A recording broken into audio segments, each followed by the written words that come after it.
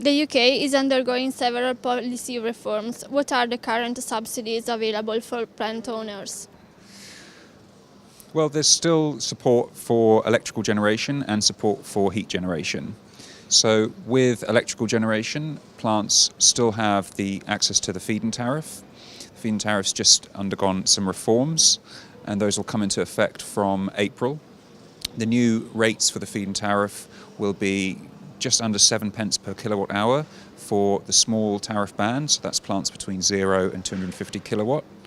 It'll be around 6.5 pence per kilowatt hour for plants between 250 and 500 kilowatt hour, and between 500 kilowatt hour and 5 megawatt, plants will be able to get a feed-in tariff of around 2.5 pence. And that's quite a win for the industry because government was proposing to remove the generation tariff completely for those plants.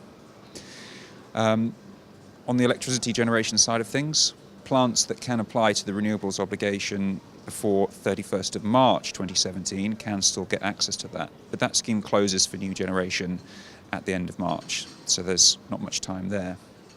And plants that are greater than 5 megawatts can access the contracts for difference. So the second round of that's closed, but in future years that could be an option. What about RHI?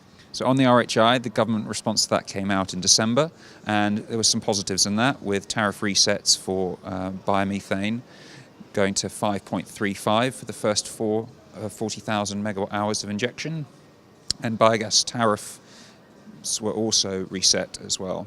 So that was very positive. There is also the introduction of tariff guarantees under the RHI, which should see some more plants come forward this year. What are the future policies the AD industry should be calling for in the coming years? I think this is a really great question, something we should devote a lot of energy to. To date, the UK has supported AD through rewarding for energy generated. And actually, this hasn't recognised the non-energy benefits that AD delivers. So AD helps farmers reduce emissions from rotting manure and slurries, helps encourage the UK to increase its recycling and send more food waste to AD. And I think the AD industry also supports the rural economy more generally by creating rural jobs. So those things that AD does in addition to generating energy, maybe we should be looking for incentive and support for those.